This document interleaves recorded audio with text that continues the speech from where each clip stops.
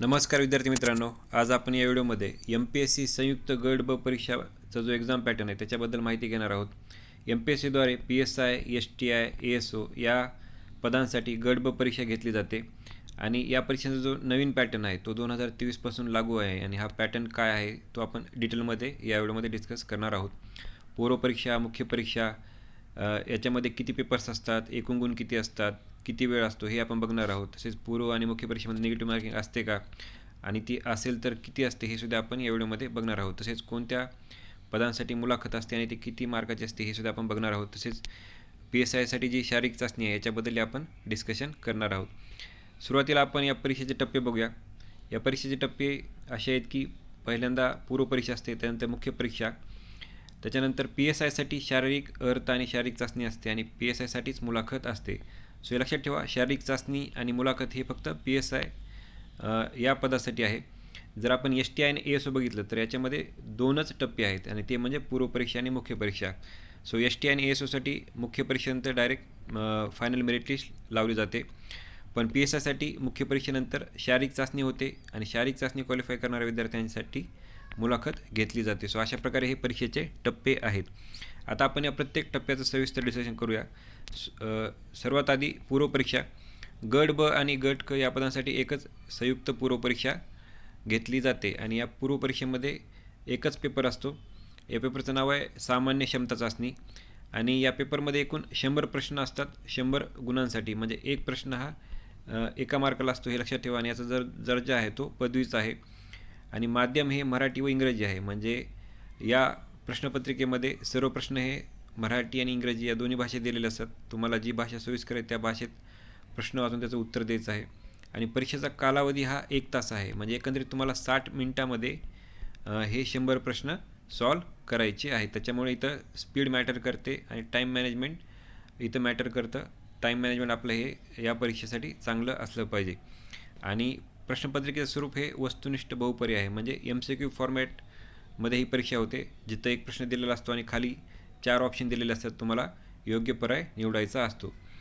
So एकंदरीत हे पूर्व परीक्षेचा जो पॅटर्न आहे तो आपण इथं बघितलेला आहे. आता पूर्व परीक्षेमध्ये निगेटिव्ह मार्किंग असते का, तर पूर्व परीक्षेमध्ये निगेटिव्ह मार्किंग असते आणि ही ती 25% किंवा 1/4 आहे. म्हणजेच प्रत्येक चुकीच्या उत्तराकरिता 25% किंवा 1/4 एवढे गुण एकूण गुणांमधून वजा किंवा कमी करण्यात येतील.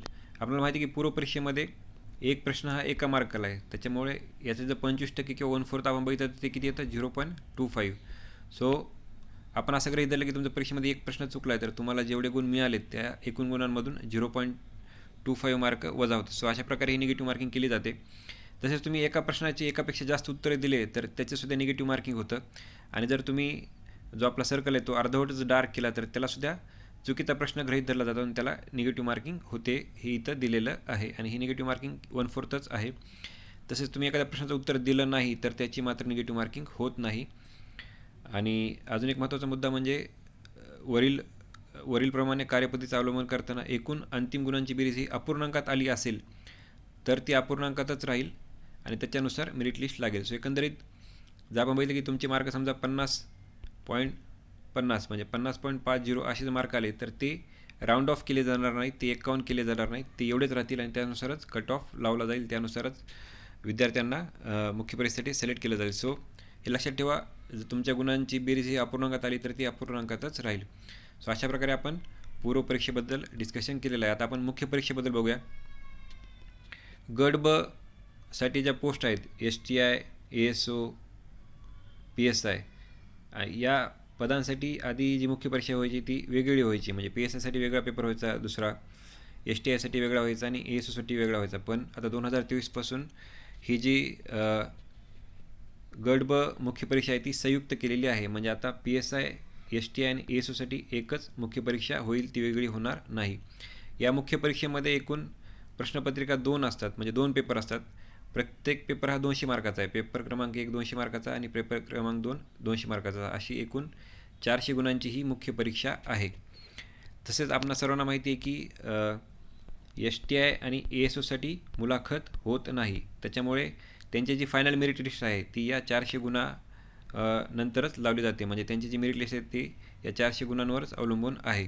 PSIसाठी मात्र मुलाखत असते 40 गुणांची आणि त्यांची जी मेरिट लिस्ट आहे ती या 440 गुणांच्या आधारे लावली जाते. सो हा डिफरन्स तुम्ही इथं लक्षात ठेवा.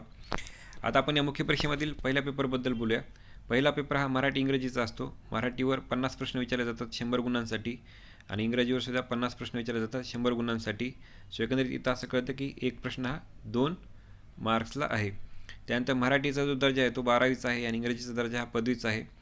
आणि हे भाषाविषय असल्यामुळे प्रश्न माध्यम तेच राहील, म्हणजे मराठीचे प्रश्न मराठीतच राहतील, तिथं कोणतंही इंग्लिश ट्रान्सलेशन दिलं जाणार नाही. आणि इंग्रजीचे प्रश्न हे इंग्रजीतच राहतील, तिथं कोणतंही मराठी ट्रान्सलेशन दिलं जाणार नाही. तसेच मराठी इंग्रजीचा हा जो पेपर आहे ज्याचे 100 प्रश्न आहेत एकूण, याच्यासाठी 1 तासाचा वेळ आहे. म्हणजे या 60 मिनिटांमध्ये तुम्हाला हे 100 प्रश्न सॉल्व करायचे आहेत. आणि प्रश्नपत्रिकेचं स्वरूप हे वस्तुनिष्ठ बहुपर्याय म्हणजे MCQ फॉर्मॅटमध्ये ही परीक्षा आहे, जिथे एक प्रश्न दिला जातो आणि त्याचे 4 ऑप्शन दिले जातात. तुम्हाला योग्य ऑप्शन निवडायचं आहे. पेपर 2चं सुद्धा स्वरूप हे वस्तुनिष्ठ बहुपर्यायीचं आहे, MCQ फॉर्मॅटमध्ये आहे.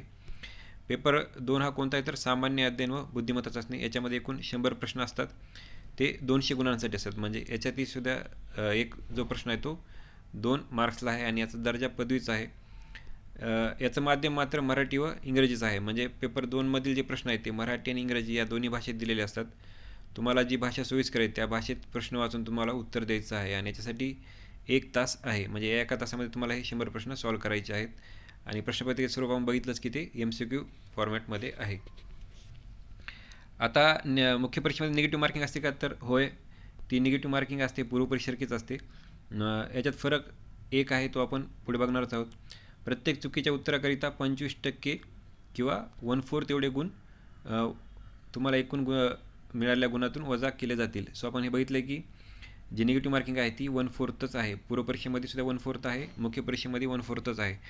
पण इथे एक फरक म्हणजे आपण बघितलं की पूर्वपरीक्षेमध्ये एक प्रश्न 1 मार्कला असतो, त्याच्यामुळे निगेटिव्ह मार्किंग 0.25 होते एक प्रश्न चुकला तर. मुख्य परीक्षेमध्ये मात्र प्रश्न हा 2 मार्काला आहे, त्याच्यामुळे निगेटिव्ह मार्किंग याचं जर 1/4 किंवा 25% आपण बघितलं तर किती होतं 0.50 म्हणजे अर्धा गुण वजा होतो.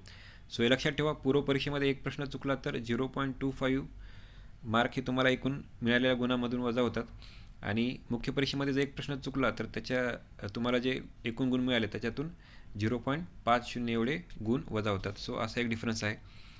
तसेच मुख्य परीक्षेमध्ये जर तुम्ही एका प्रश्नाचे अधिक उत्तरे दिले, एकापेक्षा अधिक उत्तरे दिले तर ते सुद्धा निगेटिव्ह धरलं जाईल आणि तिथे निगेटिव्ह मार्किंग होईल. तसेच तुम्ही जर प्रश्नाचं उत्तर देण्यासाठी जो सर्कल आहे तो अर्धवटच इथं रंगवला तरी ते सुद्धा निगेटिव्ह धरलं जाईल आणि त्याची निगेटिव्ह मार्किंग होईल. जर तुम्ही एखाद्या प्रश्नाचं उत्तर दिलं नाही तर मात्र निगेटिव्ह मार्किंग होणार नाही, हे लक्षात ठेवा. आणि जर तुम्हाला मिळालेले एकूण गुण हे अपूर्णांकात असतील तर ते अपूर्णांकातच ठेवले जातील, हे लक्षात ठेवा. समजा तुम्हाला मिळालेले गुण हे 125.50 असेल तर ते तसेच ठेवले जातील, त्याला राऊंड ऑफ केलं जाणार नाही आणि याच्यानुसारच कट ऑफ आणि मेरिट लिस्ट लागेल, हे लक्षात ठेवा. सो अशा प्रकारे आपण मुख्य परीक्षेबद्दल चर्चा केलेली आहे. आता आपण शारीरिक चाचणीबद्दल बोलूया. शारीरिक चाचणी ही फक्त एका पदासाठी आहे आणि ती म्हणजे PSI. सो हे लक्षात ठेवा, शारीरिक चाचणी ही फक्त PSI या पोस्टसाठी आहे आणि याचे एकूण गुण 100 आहेत.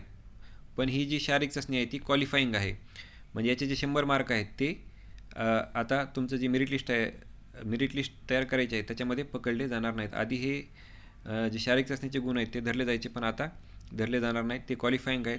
आणि क्वालिफाईंग गुण किती आहेत 70 आहेत. म्हणजे तुम्हाला 100पैकी 70 किंवा त्याच्यापेक्षा जास्त गुण आणले तर तुम्ही ही शारीरिक चाचणी क्वालिफाय होता आणि त्यानंतर या मार्कांचा काही उपयोग नाही, हे लक्षात ठेवा. हे मेरिट लिस्ट तयार करण्यासाठी धरले जाणार नाहीत कारण की ही क्वालिफाईंग परीक्षा आहे. शारीरिक चाचणी क्वालिफाय केल्यानंतरच तुम्हाला मुलाखतीला बोलवलं जातं. सो हे लक्षात ठेवा.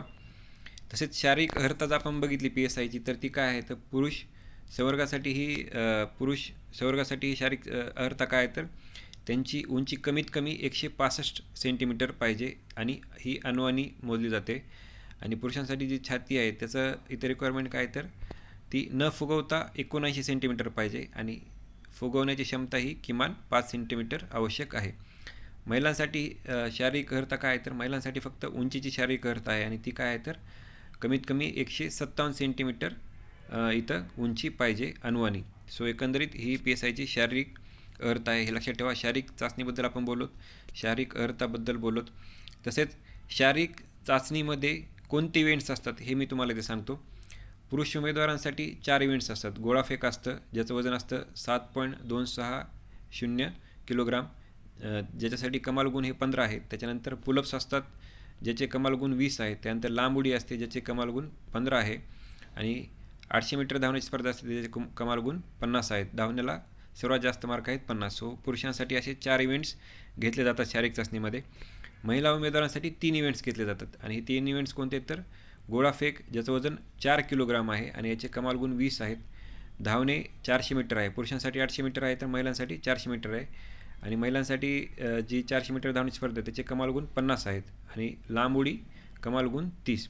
सो एकंदरीत अशी महिला उमेदवारांसाठी इथं 3 इव्हेंट्स आहेत, हे लक्षात ठेवा. तसेच जर PSIची जी शारीरिक चाचणी आहे याच्याबद्दल अजून डिटेलमध्ये माहिती तुम्हाला पाहिजे असेल, मार्किंग कशी होते नेमकी, किती वेळेत धावलं तर किती मार्क्स भेटतात, हे सर्व गोष्टी तुम्हाला बघायच्या असेल तर याच्यासाठी आपण एक सेपरेट व्हिडिओ बनवलेला आहे. त्या व्हिडिओचं थंबनेल तुम्ही इथं बघू शकता आणि या व्हिडिओची जी लिंक आहे ती तुम्हाला डिस्क्रिप्शन बॉक्स कमेंट सेक्शनमध्ये मिळेल. या व्हिडिओच्या या लिंकवर जाऊन तुम्ही हा व्हिडिओ तुम्ही बघू शकता आणि PSIची जी शारीरिक चाचणी आहे 2023 पासून याच्याबद्दलची सर्व माहिती इथं तुम्ही घेऊ शकता. सो एकंदरीत आपण PSIच्या शारीरिक चाचणीबद्दल आणि शारीरिक अर्हतेबद्दल इथं आपण बोललेलो आहोत. आता मुलाखत जर बघितलं तर मुलाखतसुद्धा फक्त PSIसाठी आहे, STI आणि ASOसाठी मुलाखत नाही आहे, हे लक्षात ठेवा. तसेच आपण शारीरिक चाचणी क्वालिफाय केल्यानंतरच मुलाखतीला बोलवलं जातं, हे सुद्धा लक्षात ठेवा. सो मुख्य परीक्षा झाल्यानंतर आधी शारीरिक चाचणी होते आणि ह्या शारीरिक चाचणीमध्ये तुम्ही क्वालिफाय झालात तरच तुमची मुलाखत घेतली जाते. आता PSIची मुलाखत किती गुणांची असते तर 40 गुणांची असते. सो मेरिट लिस्ट म्हणजे फायनल मेरिट लिस्ट कशी लावली जाते तर मुख्य परीक्षेचे 400 मार्क आणि त्याच्यामध्ये मुलाखतीचे 40 गुण ॲड केले जातात. अशी 440 मार्कपैकी तुम्हाला किती मार्क भेटतात त्याच्यानुसारच तुमची जी मेरिट लिस्ट आहे ती केली जाते. सो हे लक्षात ठेवा, PSIची जी फायनल मेरिट लिस्ट आहे ती एकूण 400 गुणांच्या आधारे बनवली जाते, तर STI आणि ASOची जी फायनल मेरिट लिस्ट आहे ती 400 गुणांच्या आधारे बनवली जाते, कारण की यांना मुलाखत नाही आहे. इथं 40 मार्क कोणते हे ॲडिशनल तर त्याची मुलाखतीचे आहेत. सो हे लक्षात ठेवा. सो अशा प्रकारे आपण संयुक्त गट ब जी परीक्षा आहे PSI STI ASOD या परीक्षेचा सर्व एक्झाम पॅटर्न बघितलेला आहेत. या परीक्षेचे सर्व टप्पे आपण बघितलेले आहेत, पूर्वपरीक्षा, मुख्य परीक्षा आणि PSIसाठी शारीरिक चाचणी आणि मुलाखत. सो एकंदरीत हे सर्व टप्पे तुम्ही व्यवस्थित बघितलेलेच असतील. सो येणाऱ्या परीक्षांसाठी सर्वांना शुभेच्छा. धन्यवाद.